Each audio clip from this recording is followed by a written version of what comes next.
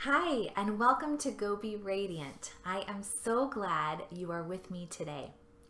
We have been in the midst of a series on leadership and looked at biblical examples like Deborah and David. And last week we looked at how God led Moses as he was preparing to lead the Israelites. No small task. And today we are going to dive right back in there and look at 5 key leadership lessons from Moses as he led the Israelites. All right, let's start with leadership lesson number 1, and that is address fear. When it comes to the Israelites, there were 600,000 men besides women and children.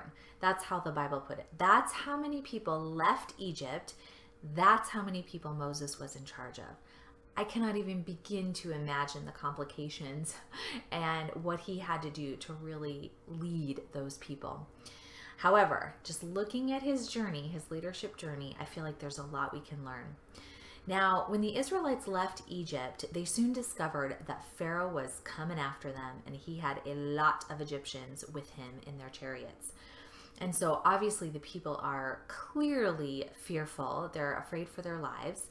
And if you look at my post entitled Dry Ground, I go a little bit more into detail on that. So you can check out a little bit more of the context there or read the story yourself. So look in the book of Exodus. That's where I'm spending all my time today.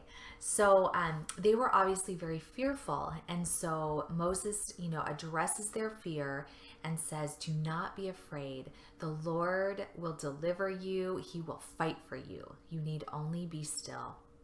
And when I think about that as a leadership lesson, in our modern day context, how do we address people's fears and what is it that they're afraid of? They're probably not fearful for their lives. It's probably more of a fear of change or of the unknown, fear of the future. What's it going to look like if we do XYZ? Am I going to be able to keep up with the new system?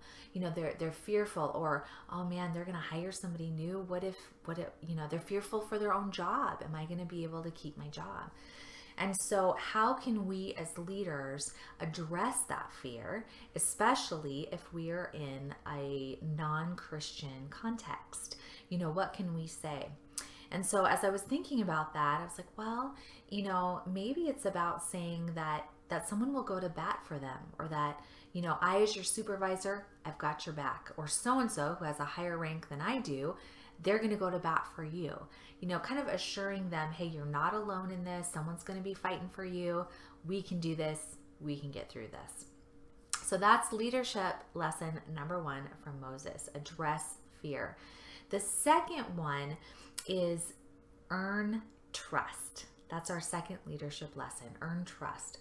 Now, I had a supervisor who used to say that some trust is imputed. Some people just naturally trust others. I tend to be a person like that. If I have a supervisor, I just naturally trust them unless they do something that makes me not trust them. However, there are other people who do not impute trust. Their trust has to be earned. And I think that was true with the Israelites and Moses. Because we see that after Moses stretched out his hand and God parted the Red Sea, and they all got through on dry ground and they were saved from the Egyptians, that, it says that the people then, feared the Lord and put their trust in him and in his servant Moses.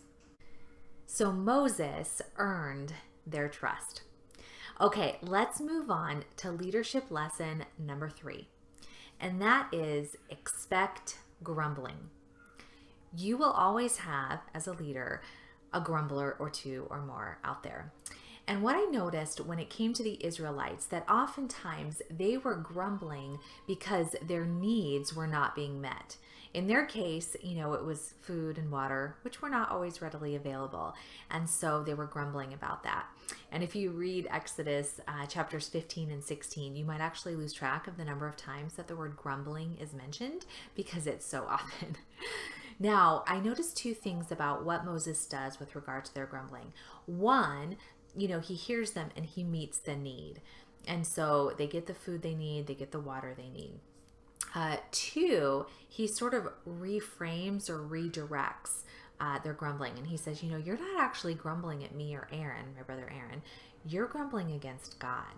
And I think that's really important to do. It's kind of, if you've got a grumbler on your team or in your group or whatever, help them figure out what it is they're really grumbling about and to whom the grumbling is intended. And I think that just kind of levels the playing field a bit and helps them sort it out a little bit and helps you better meet their need. So as leaders today, why do people grumble? Well, you have to answer that question. Why are my people grumbling? What's going on here? Well, maybe the question is there a need that's not being met? And what can I do to address that need? Okay, let's move on to leadership lesson number 4. And that is be teachable.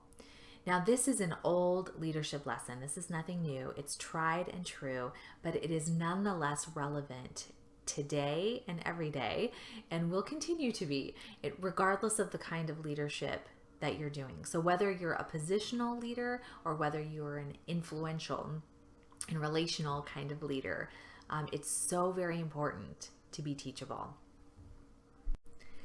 I see teachability in Moses when his father-in-law Jethro comes to visit. And Moses is telling him about all the amazing things God has done and the hardships they've had and blah, blah, blah. Well, then Moses sits down to judge the people. And Jethro's watching this and going, wait a minute, why are you the only one who's doing this? You're going to wear yourself out. He's like, you need to teach and train some of these other people here to do this job. And so what I like about it is that Moses listens to Jethro and does everything he says.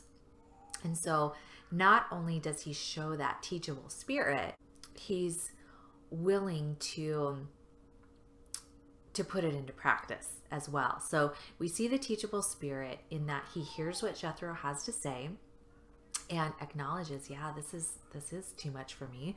In essence, the Bible doesn't actually say that, but because he does everything Jethro says, I'm assuming that he agreed with Jethro and says, you know what? Yeah, I'm going to do this. And so that leads us into our final leadership lesson, number 5, which is diligently delegate.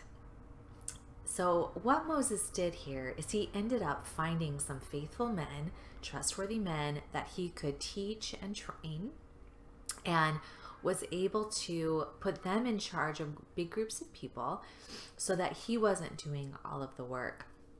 And I think that's so valuable.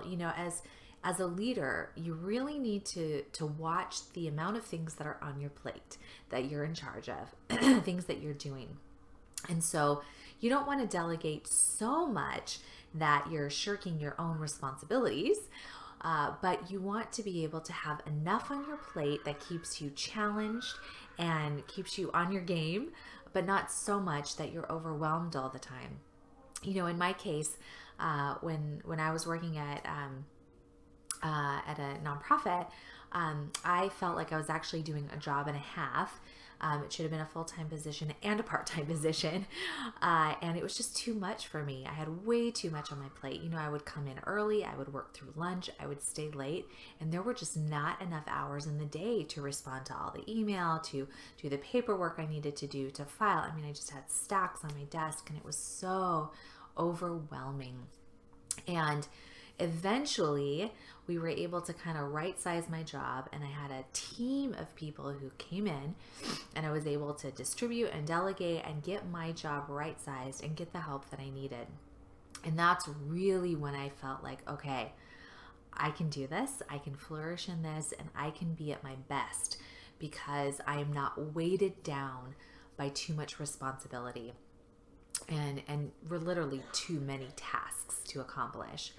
So I feel like that's a great lesson that we learned from Moses, that he was teachable and then he was able to diligently delegate some of the work so that his job was right-sized and he didn't wear himself out. Because when you wear yourself out, you're no good to yourself and you're no good to the people that you're leading. All right. Well, I hope you have enjoyed these 5 leadership lessons from Moses. And I would love to hear in the comments what you think. If there was one particular one that stood out to you, or one that you thought, wow, that's really especially applicable to me right now. Or if you have other ones that you noticed in these passages, I would love to hear that too. So please comment below. And we will come back next week for some more leadership lessons and in our series. And in the meantime, let us go be radiant this week.